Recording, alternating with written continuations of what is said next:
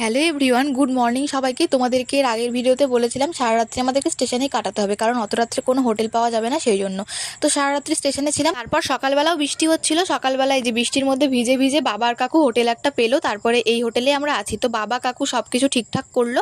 তো এখন আমরা চলে এসেছি রুমে। এই যে আমরা দোতলায় থাকবো, বাবা এই যেখানে দাঁড়িয়ে কি যেন একটা দেখছিল। তো আজকে তো সারা দিন সারা রাত্রি বৃষ্টি হয়েছিল, সবটাই তোমাদেরকে দেখাবো। আজকে কোনো মজা করতে পারিনি। ওই যে রুম থেকে তোমাদেরকে দেখাচ্ছি জানালা দিয়ে কেমন বৃষ্টি পড়ছিল। একটা দোকান খোলা নেই, সব বন্ধ, আর লোকজনও বাইরে বেরোচ্ছিল না। এত মন খারাপ হচ্ছিল মানে বলার মতো না। তো এই যে রেডি হয়ে আমরা ফ্রেশ হয়ে রেডি হয়ে এই যে দাঁড়িয়ে আছি, কখন বৃষ্টি কমবে, কখন যাব।